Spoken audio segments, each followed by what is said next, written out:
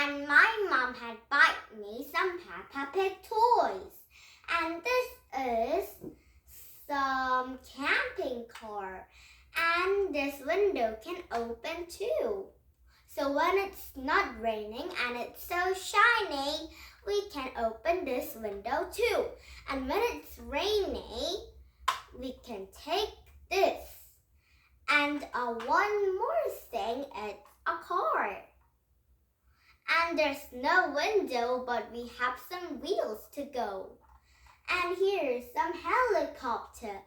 And I think it's Miss Rabbit's helicopter and has some yellow wings. And now today we'll read Magic Treehouse Story. Tonight on a Titanic story with another Magic Treehouse story, Buffalo Before Breakfast story.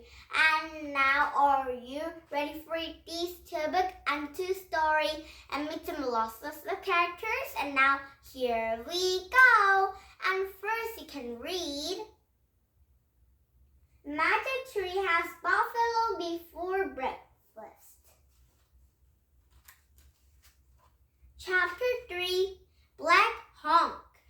Jack stared at a circle of peeps ahead.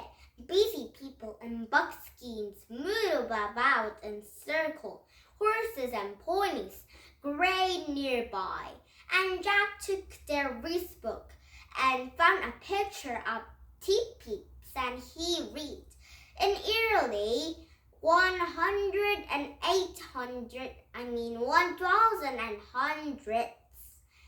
many different Native American tribes live on a great plains. The Loca were the largest tribe, and they live in a mostly orange now called in North Dakota and South Dakota and Minnesota. And Jack put his notebook and read early 1,800s. Lota was largest tribe of Great Plains, and behind Jack and Nanny, horses. They turned. The horses rather were heading toward a deep camp, and the sun spread behind the rider. Jack could only see an outline of the body with a whole quiver of rose in his back. And Jack quickly pulled the book. He found a picture of a man horseback carrying a bow and oars. Below the picture it says, a local rule. He reads, everything changed for Native Americans of the Great Plains after white settlers alive in the mid-1800s, and fighting broke out between local rulers and white soldiers. By the end of the 1800s, the local were defeated, and they lost both their land and their old way of life. And Jack looked back in the rider. The rider was coming closer. Get down, he whispered. Why? Said Annie. This might be a time when the Indians are fighting with the sailors, said Jack. And the grass routine, the wheeler passed by them. His horse neighed again. Earth, earth! Shh, whispered Jack. But it's too late. The world had heard Teddy's barking. He galloped toward them, grabbing his bow. Wait, shouted Jack. He jumped off the grass. We come in peace, said the rider, halted. And now Jack saw there was an only boy and a pony. He couldn't have been more than 10 or 11. Hey, you're just a kid, Annie said, smiling. And the boy didn't smile back, but he did lower his bow where Annie stared at Annie. And what's your name? She said. Black Honk, he said. Cool name, said Annie. We're Jack and Annie. We're just visiting. We live in Frog Creek, Pennsylvania. And Black Honk nodded. And then he turned his pony around and started titled A Local Camp. Hey, can we come with you? Called Annie, and Black Hawk looked back. Yes, he said. Meet my people. You mean your parents? Said Annie. No, they died long ago, said Black Hawk. I live with my grandmother.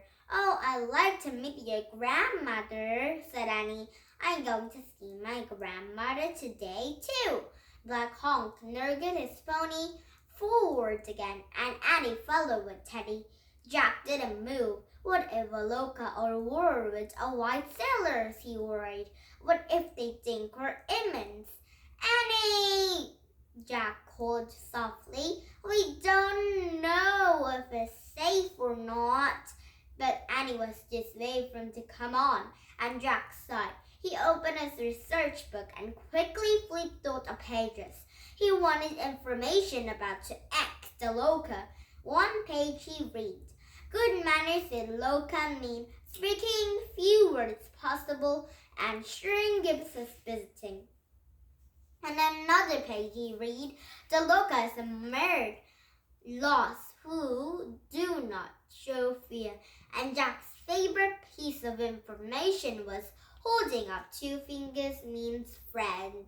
Oh, I think this means friend. And Jack put the book away. And he ran to catch up with Annie. And Annie was telling Black Hawk all about their grandmother. The boy listened certainly.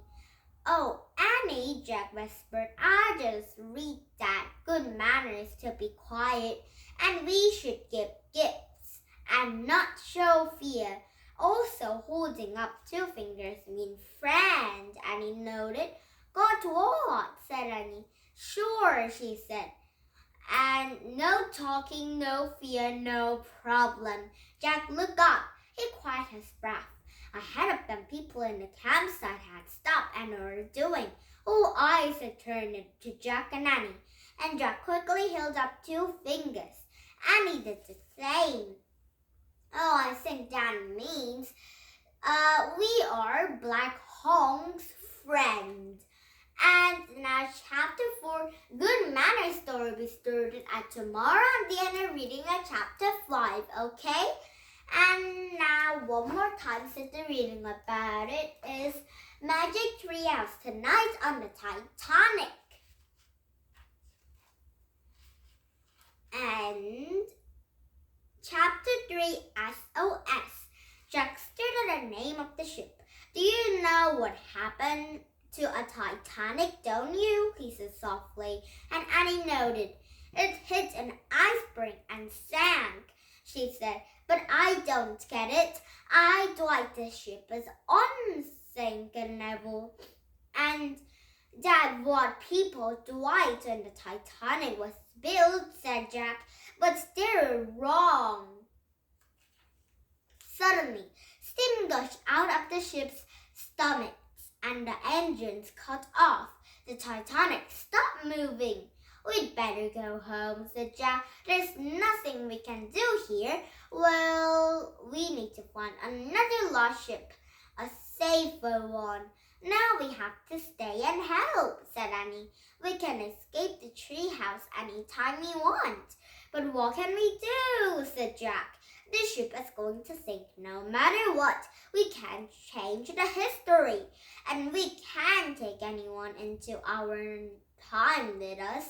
Yeah, but maybe there is some way we can help, said Annie. How? I don't know, said Jack. Let's look around. Holding Teddy, she disappeared down in a small stairway, and Jack followed her towel level. And Annie put Teddy down his stack, and Dog sniffed in the chunks of an ice that had fallen off spurring, and the ship seemed to be strangely empty. Where is everyone? Annie said. Maybe they're still sleeping, said Jack. They probably don't even know the ship hit something. And Annie and Jack stared to the front of the Titanic. Come on, Teddy, said Annie, and the dog scampered after them. He passed the round windows of different rooms in the ship, and Jack looked at them as they went by. He saw exercise bikes and rolling machines in a room, and another there was a palm trees, bamboo chairs, and the next they passed a library full with books. And their ship's like a town, said Jack. Near the end of the deck, they picked through another round window. Inside a little room, a man was wearing an earphones. And I think this man is hearing something carefully and do some work.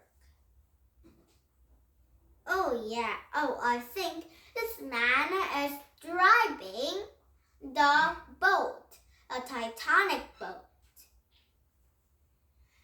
And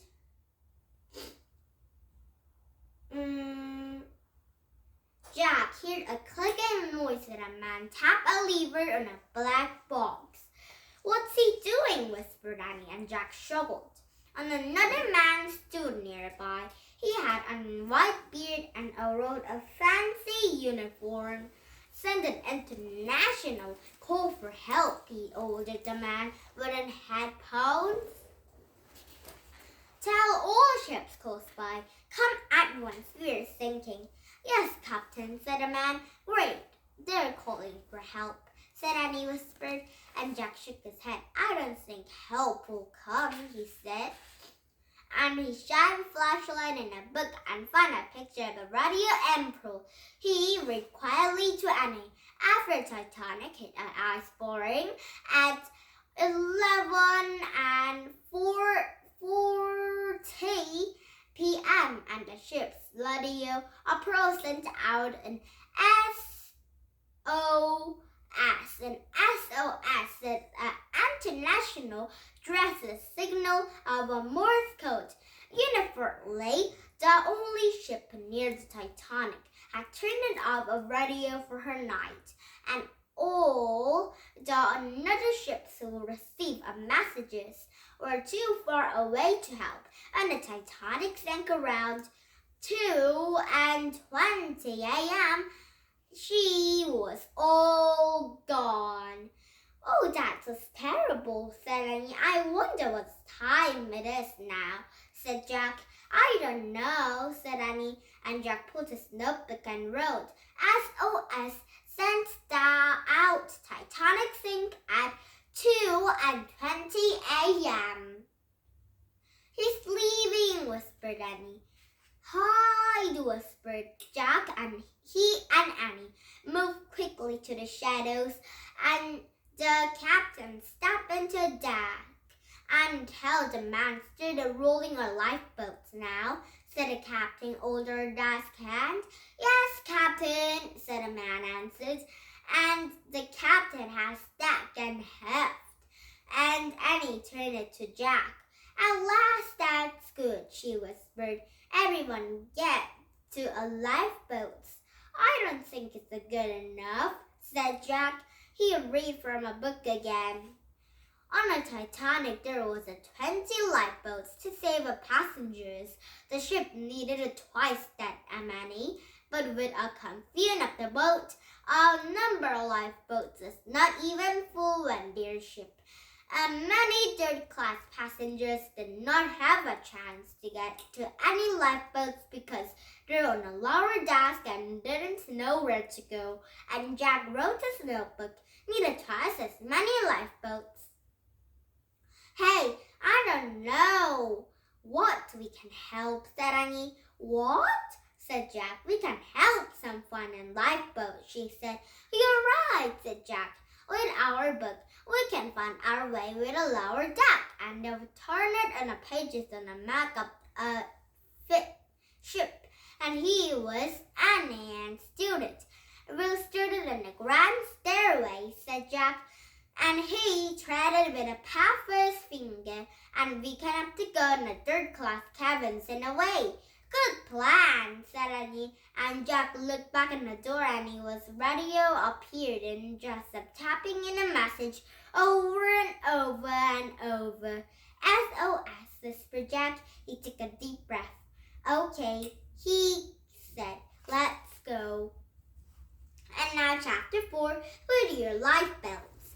And now the Anna reading in chapter 4 today. And tomorrow we started chapter 4 and the Anna reading in chapter 5, same as this book. And now the Anna reading this 2 book and 2 story for today. And tomorrow we see this 2 book and 2 stories again, okay? And now, did you have fun? You read English, can you come back to some this book and this story with lots of some new characters? Because when it's just have another man with some captain with Jack and Nanny, it might be a little bit boring with the Titanic boats. So I think tomorrow we have some new characters, a lot of new characters for tomorrow. And now thank you for coming to my YouTube and please thumbs up on my YouTube. And now bye bye for now and have a